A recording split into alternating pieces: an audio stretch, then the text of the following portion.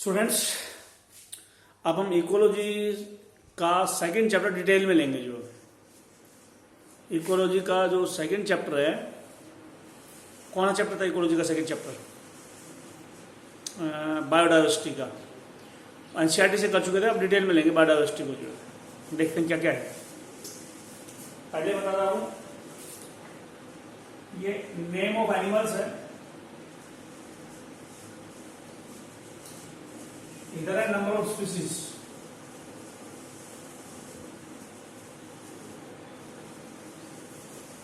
इस दुनिया में किस एनिमल की कितनी स्पीसीज है, लिस्ट बना रखी है, टेबल बना रखी है ट्रूमैन की बुक ने, वो बता रहा हूं मैं।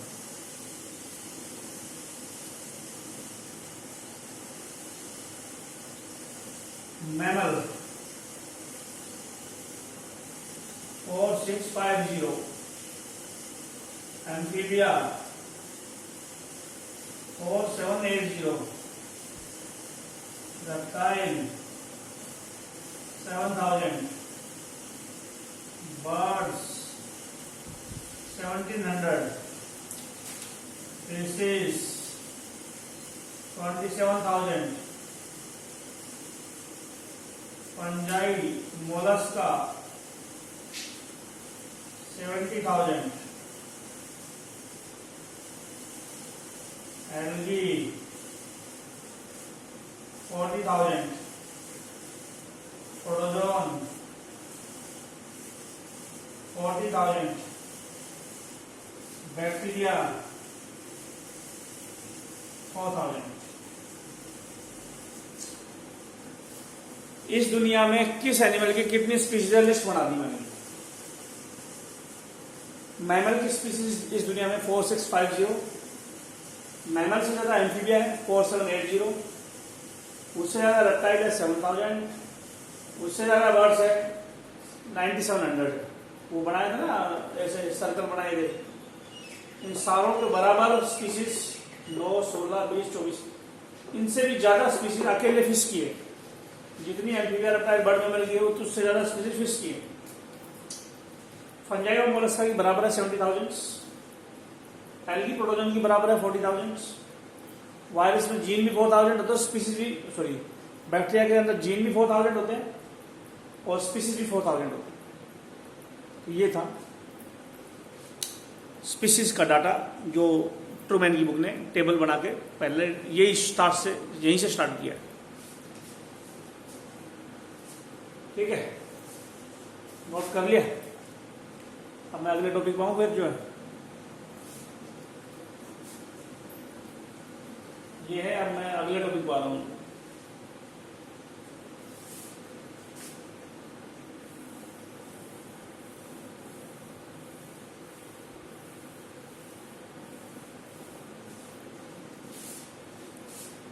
बायोडाइवर्सिटी को 3 कैटेगरी में बताया था मैंने।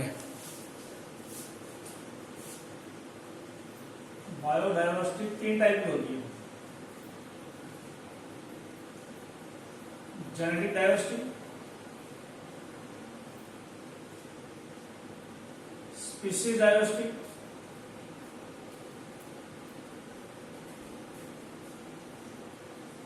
Ecological diversity. Ecological diversity 3 type की होती है। Alpha diversity, beta diversity, gamma diversity. और स्पीशीज डाइवर्सिटी में 2 चीजें देखी जाती है, स्पीशीज रिचनेस,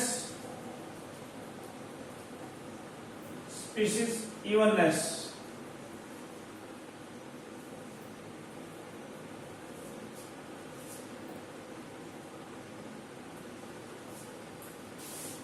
बायोडाइवर्सिटी 3 टाइप की बताई थी मैंने, जेनेटिक, स्पीशीज, इकोलॉजिकल। एनसीईआरटी के अंदर मैं करवा चुका हूं। ये जो इकोलॉजिकल डाइवर्सिटी 3 टाइप की है।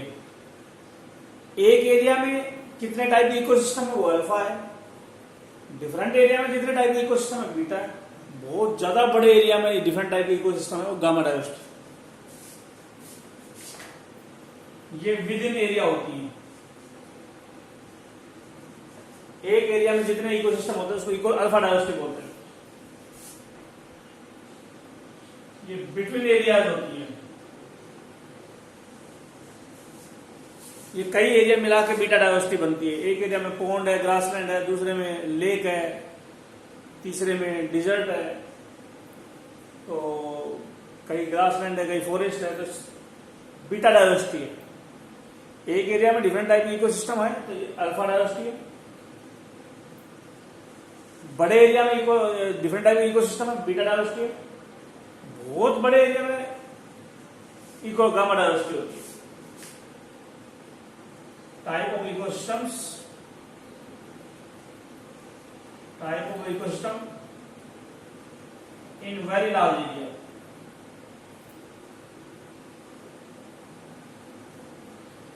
बहुत बड़े एरिया में गामा डायवर्सिटी आती है। स्पीशीज डायवर्सिटी कैसे कैलकुलेट की जाती है?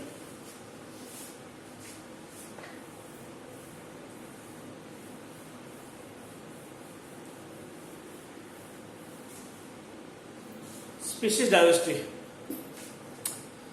हम बोलते हैं स्पीशीज का नंबर, स्पीशीज का नंबर रिचनेस बोलते हैं। स्पीशीज नंबर, स्पीशीज यूनिफॉर्मिटी,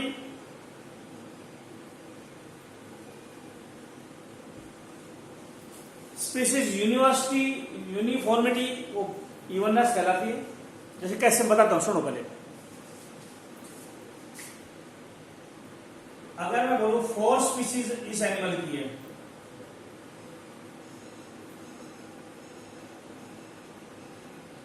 ये ए स्पीशीज है, बी स्पीशीज है, सी स्पीशीज है।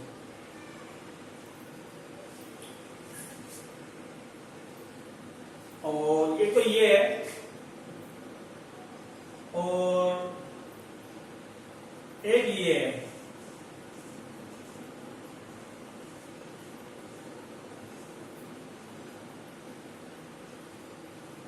ये एक्स एरिया है, ये वाई एरिया है। स्पीशीज डायवर्सिटी कहां ज्यादा है?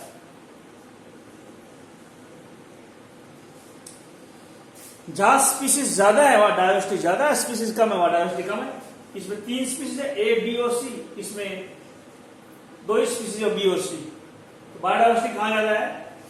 यहां स्पीशीज रिचनेस ज्यादा है, यहां कम है, तो बायोडायवर्सिटी वहां ज्यादा है। जहां नंबर ऑफ स्पीशीज ज्यादा वहां बायोडायवर्सिटी ज्यादा। यहां 3 स्पीशीज है, यहां 2 स्पीशीज है। इधर 3 स्पीशीज, इधर 2 स्पीशीज। तो बायोडायवर्सिटी कहां ज्यादा हुई? जहां 3 स्पीशीज वहां डायवर्सिटी ज्यादा, 2 है वहां कम है। इसको स्पीशीज रिचनेस बोलते हैं। स्पीशीज के नंबर को स्पीशीज रिचनेस बोलते हैं। जहां स्पीशीज रिचनेस ज्यादा है वहां बायोडायवर्सिटी ज्यादा है, कम है तो कम है। तो एक तो तरीका होता है स्पीशीज डायवर्सिटी पता लगाने का, रिचनेस पता कर लो। ज्यादा स्पीशीज है वहां स्पीशीज डायवर्सिटी ज्यादा है, और कम है वहां कम है। ठीक है, यहां तक दूसरे पे। अब बताओ बायोडायवर्सिटी कहां ज्यादा है?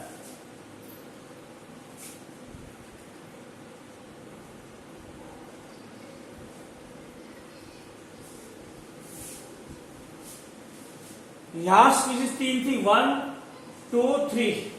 यहां पे भी 3 है, ए, बी, सी। यहां पे भी ए, बी, सी। अब बायोडायवर्सिटी ज्यादा कहां है? जहां यूनिफॉर्मिटी ज्यादा है, इवननेस ज्यादा है। ए स्पीशीज का नंबर 2 है, बी स्पीशीज का नंबर 2 है, सी स्पीशीज का नंबर 2 है, इवननेस है।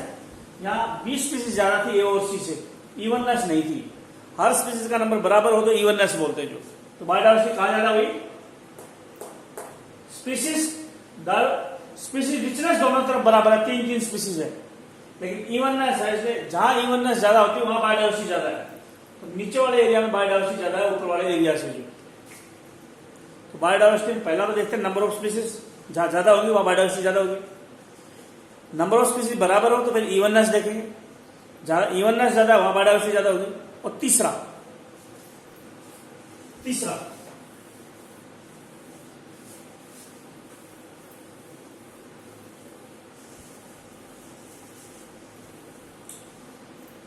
बायोडायवर्सिटी में क्या चेक करते हैं? दोनों तरफ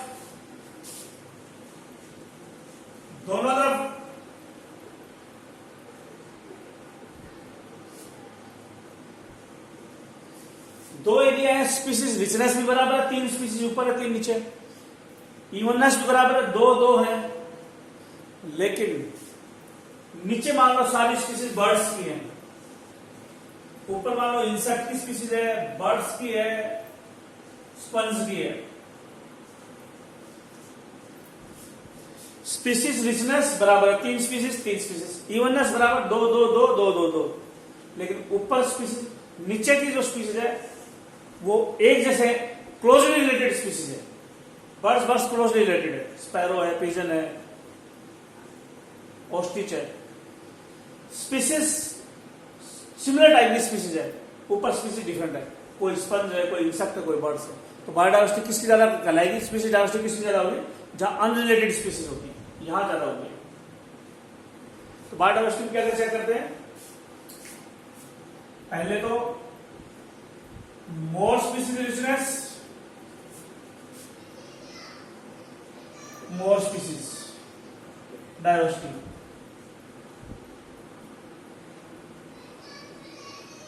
जहां स्पीसीज रिचनेस ज्यादा है वहां डाइवर्सिटी ज्यादा है। स्पीसीज रिचनेस मतलब number of species.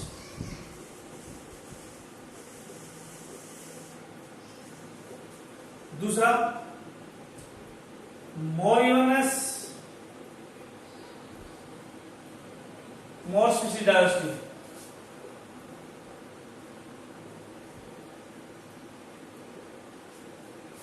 If species richness is same,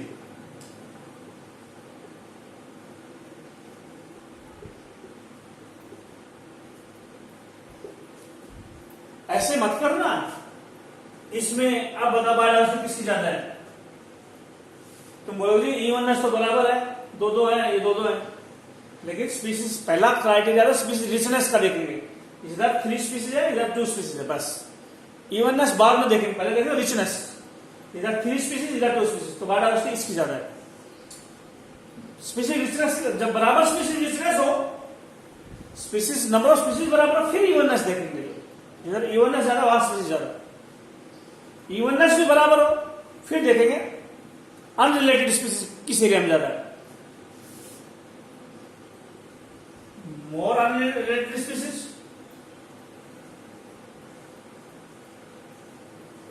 more biodiversity.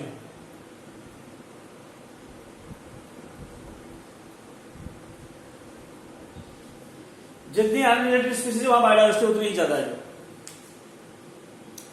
ठीक है, ये टॉपिक था स्पीसीज डाइवर्सिटी का, इकोलॉजिकल डाइवर्सिटी का। इंडिया को डिफरेंट जोन में बांटा गया है, वो जोन बना रहा हूं मैं, कौन कौन सी जोन में। इंडिया को 10 जोन में बांटा गया है, 10 बायोजियोग्राफिकल एरिया में बांटा गया है। वो कौन कौन से है वो बता रहा हूं मुझे।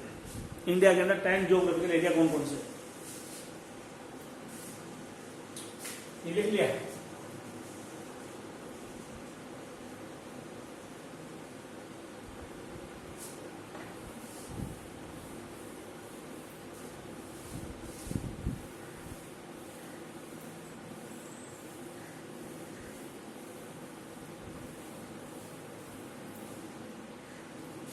इंडिया के जियोग्राफिकल रीजन बनाएंगे।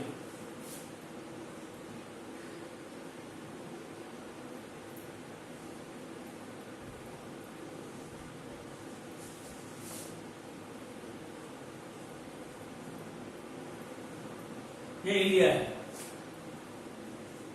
इसको बोलते हैं गैंगेटिक प्लेन।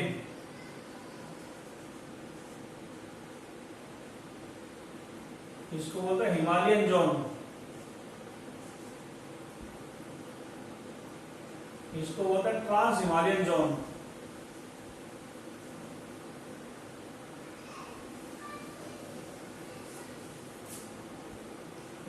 इसको बोलते हैं डिजर्ट एरिया। इसको बोलते हैं सेमी एरिड जोन।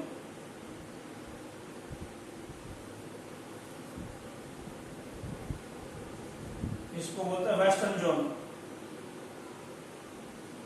या वेस्टर्न घाट। ये एरिया है north eastern part.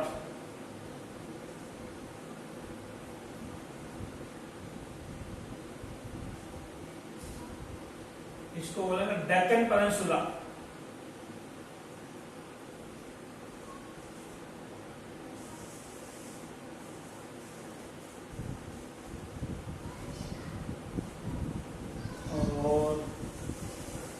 Coastal area, ये आइलैंड एरिया है। 10 जोन है, ये याद रखनी होगी। जो यूपी वाला एरिया तो होगा गंगटिक प्लेन, गंगा नदी बहती है यूपी वगैरह में, तो ये गंगटिक प्लेन हो गया। यहाँ हिमालय है, इसलिए हिमालयन जोन आ गया। ये हिमालय के पीछे इसलिए ट्रांस हिमालयन जोन आ गया। यहाँ रेगिस्तान का एरिया, इसे डिजर्ट जोन आ गया। ये थोड़ा सूखा कम है, सेमी एरिड आ गया। वेस्टर्न घाटों वेस्ट साइड को बोलते ही। ये जो लगभग सबसे बड़ा एरिया है डेक्कन पेनिनसुला का,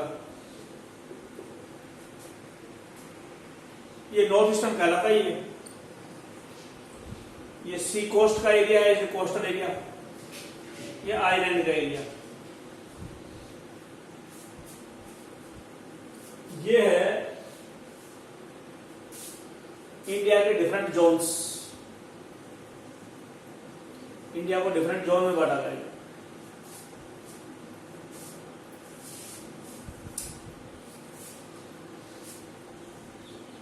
इंडिया को डिफरेंट जोन में बांटा गया है। वो जोन है 10 ज्योग्राफिकल जोन में, ज्योग्राफिकल एरिया में 10 में बांटा गया है। अब मैं लूंगा इंडिया से कौन कौन से प्लांट या एनिमल ओरिजिन हुई है, किस किस प्लांट एनिमल की ओरिजिन इंडिया में हुई है।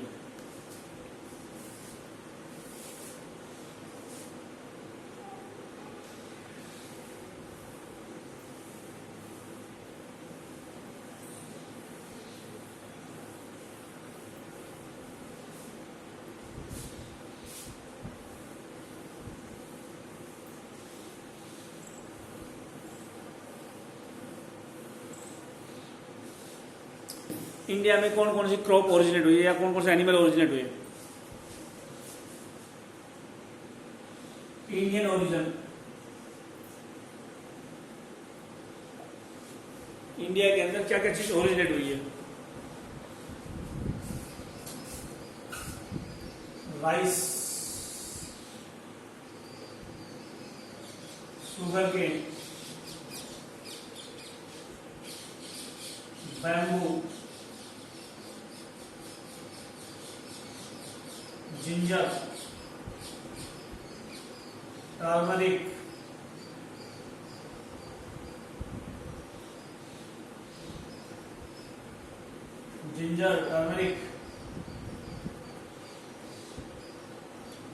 ब्लैक पेपर,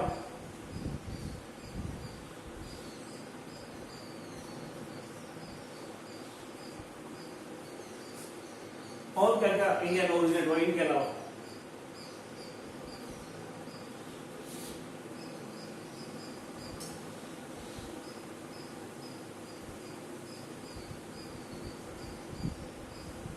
ठीक है। और एनिमल में बॉस इंडिगस, काऊ, कैमल या कैमलस,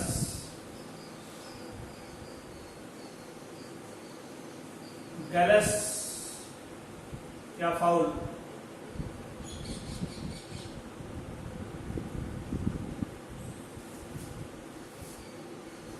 ये प्लांट और एनिमल है जो इंडिया से ओरिजिनेट होकर पूरी दुनिया में गए हैं। जो चावल, गन्ना, बांस, अदरक, हल्दी, काली मिर्च, काऊ, ऊंट और मुर्गा, फाउल, ये सब इंडिया से ओरिजिनेट होकर कहीं और गए हैं। जो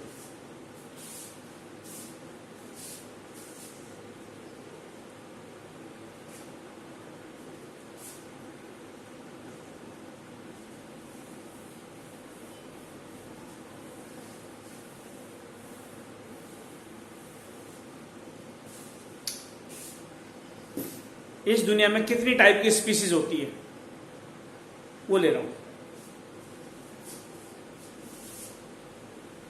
types of species, extinct species,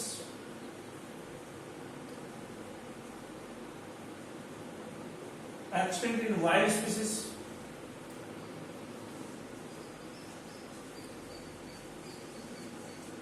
critically species लगा देना,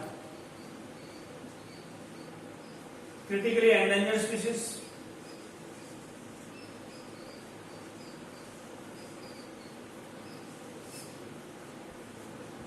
endangered species,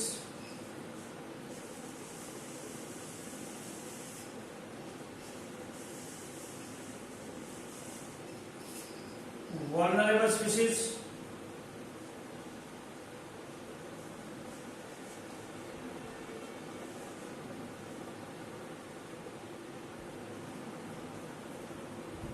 data deficient species,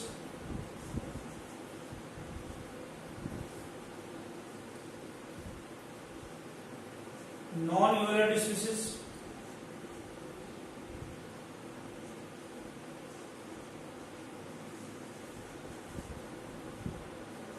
rare species.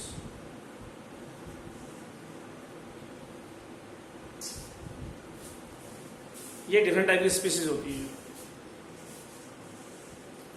Extinct species बोलते हैं जिनका आज एक भी ऑर्गेनिज्म मिलता नहीं, सब कुछ खत्म हो चुके हैं। No living organism,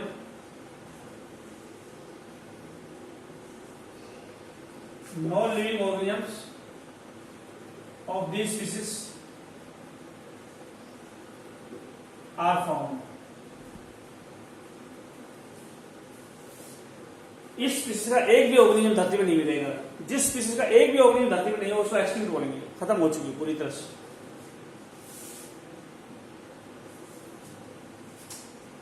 एक्सटिंक्ट इन वाइल्ड का मतलब जहां ओरिजिनेट हुई थी वहां खत्म हो गई, दूसरे एरिया में मिलती है। जैसे कोई स्पीसीज इंडिया में ओरिजिन हुई और अमेरिका में चली गई तो हम बोलेंगे इंडिया में खत्म हो जाए, अमेरिका में बच जाए तो बोलेंगे एक्सटिंक्ट इन वाइल्ड। जहां ओरिजिनेट हुई थी वहां खत्म हो गई, दूसरे एरिया में मिलेगी। एक्सटिंक्ट इन ओरिजिन प्लेस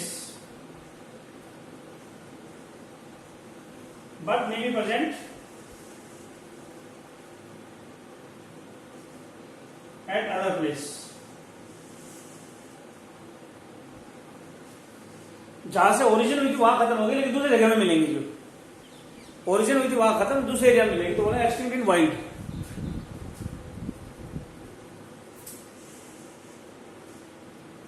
ठीक है, 3 स्पीसीज हो गई, 2 स्पीसीज हो गई।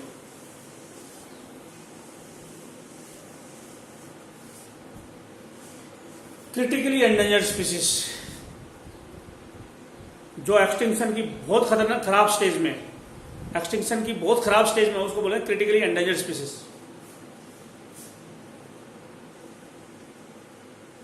दीज स्पीसीज में एक्सटिंक्ट इमीडिएटली इन फ्यूचर। ये स्पीसीज इमीडिएटली खत्म होने वाली फ्यूचर में, जो बस बहुत थोड़े दिन बाद खत्म हो जाएगी। इनका एग्जांपल प्लांट, एनिमल। प्लांट है बारबेरीज और एनिमल है पिग्मी हॉग या सस।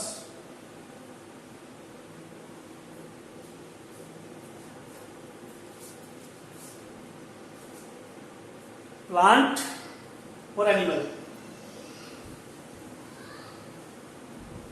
तो बारबेरी तो पेड़ है जो खत्म होने वाला, बस थोड़ा टाइम और बच गया। पिग्मी हॉग जंगली सुअर को बोलता है, ये भी खत्म होने वाला है। जो स्पीसीज क्रिटिकली एंडेंजर्ड ना हो लेकिन खतरे में ये भी है वो एंडेंजर्ड, इससे थोड़ी सी सेफ। क्रिटिकली एंडेंजर्ड से थोड़ी सेफ है endangered species, safer than critically endangered species।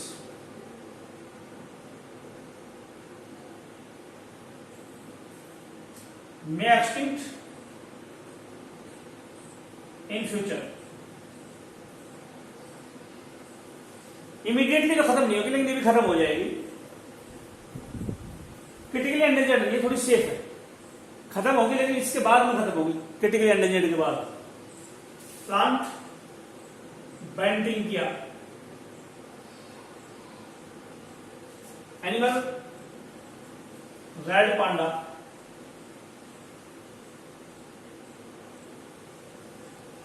या एलुरोस। 3 साल लगातार क्वेश्चन पूछा गया था इस टेबल से, जो इन 3 स्पीसीज के एग्जाम्पल लगातार पूछे गए थे, क्रिटिकली एंडेंजर्ड, एंडेंजर्ड और वल्नरेबल। प्लांट का साइंटिफिक नेम पूछते हैं, एनिमल का साइंटिफिक नेम पूछते हैं। तो हो गई। बेंडिंग क्या प्लांट है, रेड पेंडा पांडा है, एलुरोस है, ये एंडेंजर्ड है।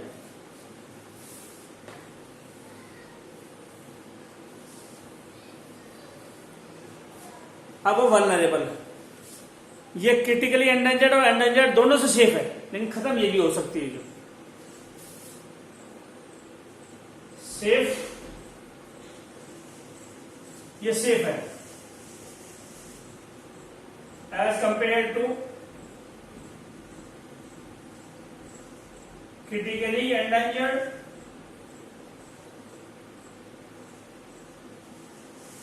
And endangered species.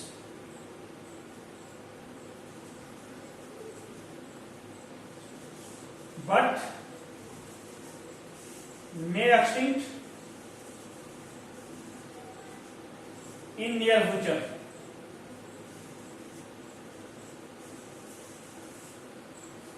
Near future में खत्म हो सकती है, लेकिन सेफ है,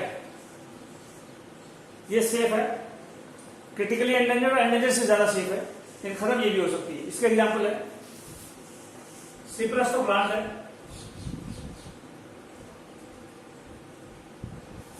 और एनिमल है ब्लैक बक या एंटीलोप।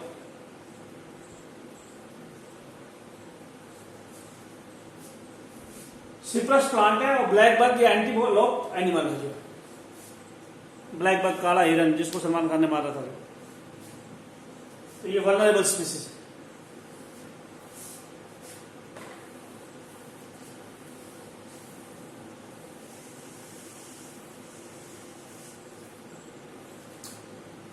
डाटा डेफिशिएंट स्पीसीज, इनके पूरे डाटा नहीं है।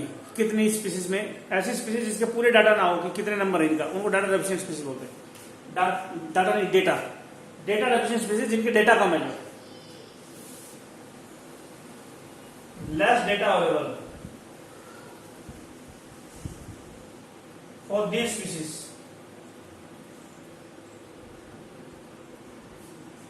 नॉन यूरेटिव स्पीसीज, अनस्टडीड स्पीसीज।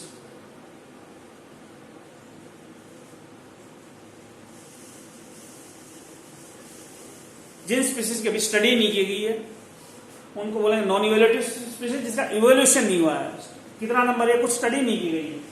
और जिनके डेटा कम है उनको data deficient species. Rare species, there number is less, habitat is safe,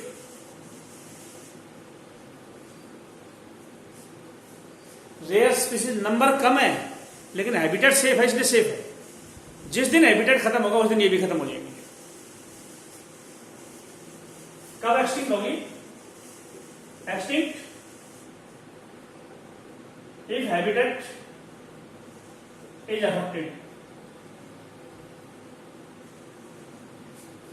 जिस दिन हैबिटेट खत्म होगा ये खत्म हो जाएंगे। ये कुछ स्पीसीज थी, और जो स्पीसीज खतरे में उनको थ्रेटन स्पीसीज बोलते हैं। थ्रेटन स्पीसीज,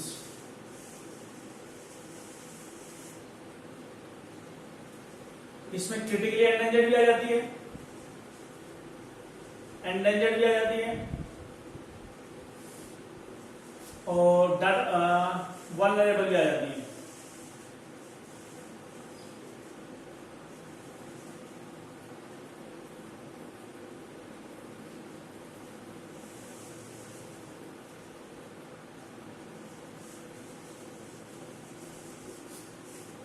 तीनों स्पीसीज थ्रेटन में आएंगे, क्रिटिकली एंडेंजर्ड भी और वल्नरेबल भी। क्रिटिकली एंडेंजर्ड, एंडेंजर्ड, वल्नरेबल तीनों थ्रेटन में आ जाएंगे। तो ये डिफरेंट टाइप की स्पीसीज का टॉपिक था। जो अगला टॉपिक देखते हैं।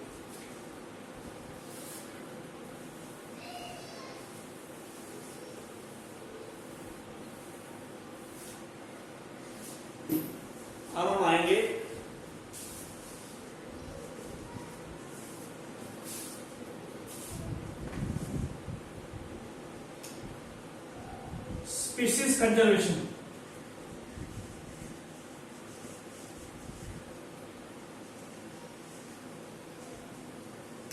स्पीसीज कंजर्वेशन एक होता है इन सिटू कंजर्वेशन,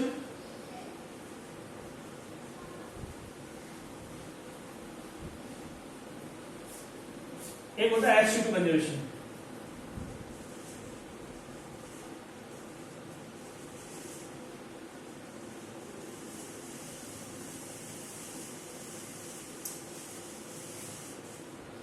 स्पीसीज को बता चुका हूं मैं, स्पीसीज को वहीं की वहीं बचा लेते इन सिटू, बाहर लाके बचाए तो एक्स सिटू है।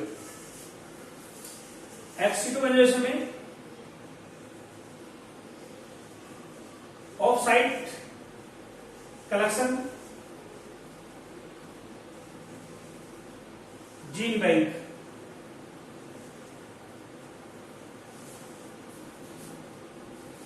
ऑफ साइट कलेक्शन में नेशनल पार्क में भाग, बॉटनिकल गार्डन,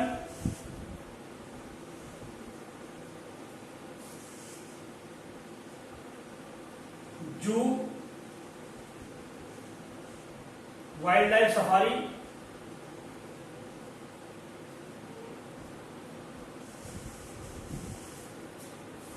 इन सिटू कंजर्वेशन में नेशनल पार्क,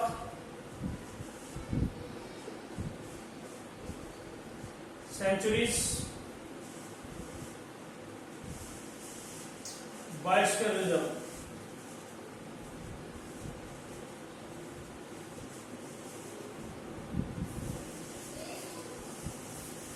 ठीक है,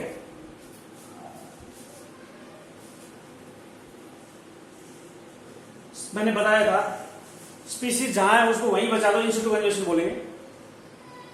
उस एरिया जहां बचाएंगे उसमें ह्यूमन एक्टिविटी अलाउ ना हो तो नेशनल पार्क बोलते हैं, थोड़ी ह्यूमन एक्टिविटी अलाउ हो तो सेंचुरीज, और बायोस्फीयर रिजर्व में छोटे छोटे एरिया में बांट देते हैं। ये मैंने करवाया था, जो डिटेल लेनी है।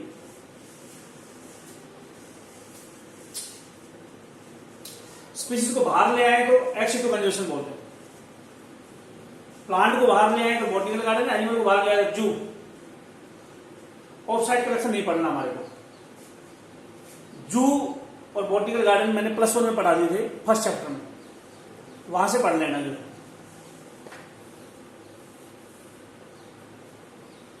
जीन बैंक किसको बोलते हैं?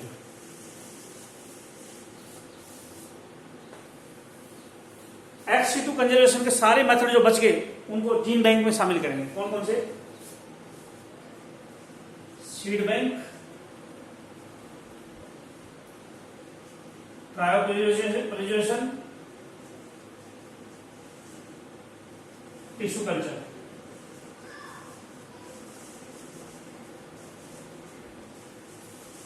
एक्स सिटू कंजर्वेशन मैंने क्या करवाया था?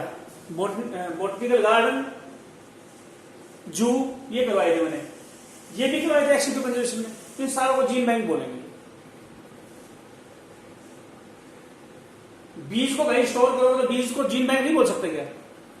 बीज को स्टोर करोगे तो बीज को तो जीन बैंक, बीज हो गए प्लांट के, तो प्लांट बीज के अंदर जो जीन होते हैं तो जीन बैंक भी हो गए। क्रायोप्रिजर्वेशन में गैमेट को हम स्टोर करते हैं तो गैमेट के अंदर जीन भी है, इसलिए जीन बैंक भी हो गया। कल्चर मीडियम में हम सेल को रखते हैं तो सेल में जीन भी हो गए, तो तीनों को जीन बैंक बोलते हैं। इनकी डिटेल में करवा चुका हूं। सीड 2 टाइप के होते हैं।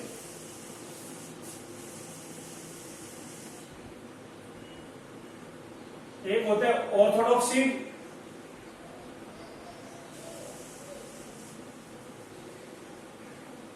एक होता है रिकैलिब्रेटेड सीड।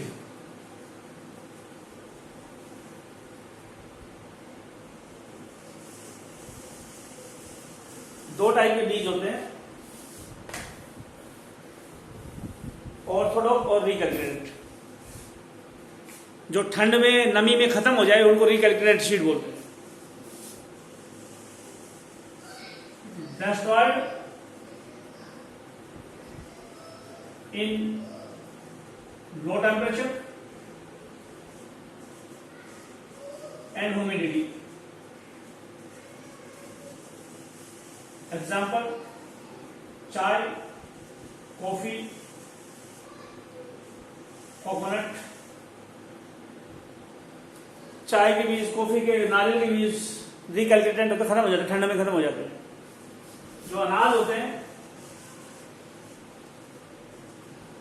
अनाज के बीज लंबे समय तक स्टोर हो जाते हैं, जो ठीक है, तो ऑर्थोडॉक्स सीड होते हैं जो लंबे समय तक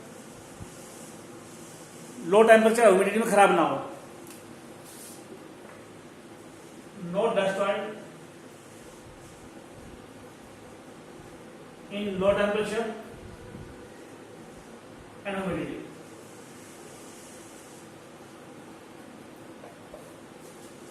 अब मैं नेशनल पार्क सेंचुरी की लिस्ट बना रहा हूं। नेशनल पार्क और सेंचुरी की लिस्ट बना रहा हूं।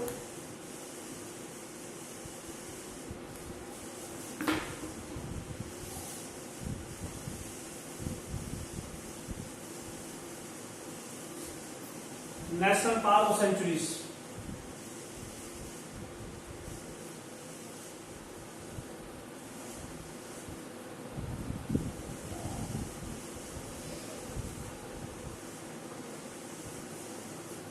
वो एरिया जहां वुमेन की एक्टिविटी अलाउ ना करे उसको नेशनल पार्क बोलते हैं, थोड़ी वुमेन एक्टिविटी अलाउ करते हैं सेंचुरी बोलते हैं। नेशनल पार्क और सेंचुरी की लिस्ट बना लेते हैं, कौन सी स्टेट में कौन सा फेमस नेशनल पार्क और सेंचुरी है। Assam, Kaziranga national park, national park NP से, एनपी से नेशनल पार्क को दिखा रहा हूं। काजीरंगा, राइनो, यहां एनिमल कौन सा मिलता है, राइनो इज प्रोटेक्टेड, राइनो को बचाया जाता है काजीरंगा नेशनल पार्क में। वेस्ट बंगाल, सुंदरबन, यहाँ टाइगर मिलते हैं, बंगाल में टाइगर मिलते हैं, सौरव गांगुली बंगाल से था, उसको टाइगर बोलते थे, बंगाल टाइगर। आसाम, बंगाल, गुजरात, यहाँ गिर नेशनल पार्क है, एशियाटिक लायन के लिए।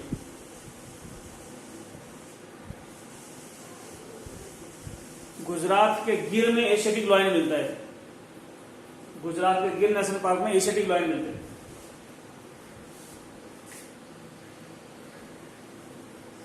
और Assam, Bengal, Gujarat, J and K Dachigam national park, Hangul, Dachigam national park में हंगोल को बचाया जाता है। हंगोल हिरण की वैरायटी है, बहुत फेमस है, इस हंगोल को बचाया जाता है जम्मू कश्मीर के नेशनल पार्क में। एशियाटिक लायन एशिया में सिर्फ, पूरे इंडिया में, पूरे एशिया में एशियाटिक लायन सिर्फ गिर नेशनल पार्क में मिलता है, गुजरात में। जम्मू कश्मीर हो गया, एमपी में कान्हा नेशनल पार्क, उड़ीसा में चिल्का लेक, उड़ीसा में चिल्का लेक, एमपी में कान्हा, और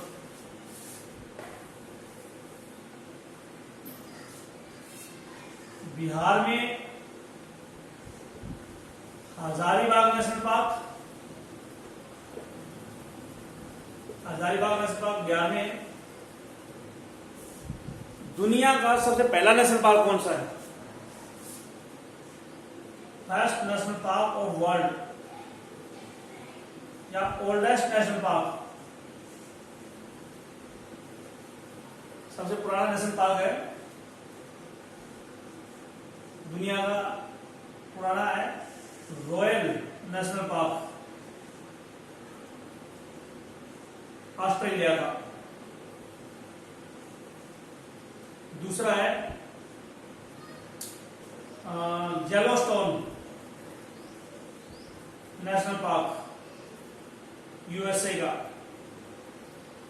ये दुनिया के दोनों को ही ओल्डेस्ट में शामिल करते हैं, रॉयल ऑस्ट्रेलिया का, येलोस्टोन अमेरिका का, दोनों ही ओल्डेस्ट नेशनल पार्क है। और इंडिया का first national park of India Jim Corbett. Jim Corbett England का साइंटिस्ट था जिसने एनिमल को प्रोटेक्ट करने में बहुत काम किया, उसके नाम पे है, इंग्लैंड के वर्कर के नाम पे है जिम कॉर्बेट। पहला नेशनल पार्क है इंडिया का जो। और राजस्थान में सरिस्का, रणथंभौर,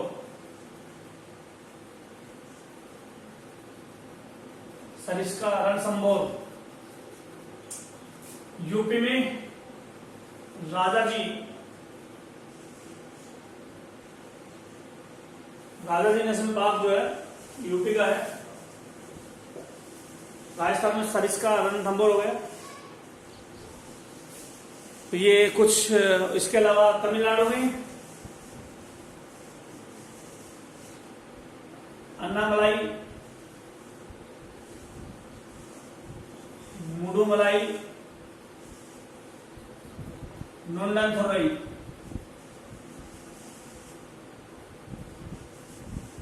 तमिलनाडु के हैं ये जो। महाराष्ट्र का है तड़ोबा नेशनल पार्क,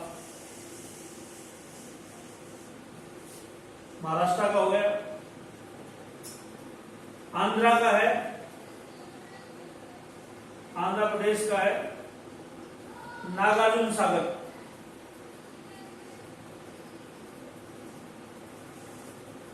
ये कुछ फेमस नेशनल पार्क थे जो है, कुछ फेमस नेशनल पार्क थे ये जो है। और इस वीडियो में बस इतना ही रहेगा। अगले वीडियो में इसको कंटिन्यू करेंगे, देखते हैं आगे क्या करवाते हैं अगले वीडियो में। जो इस वीडियो को मैं यहीं रोक रहा हूँ।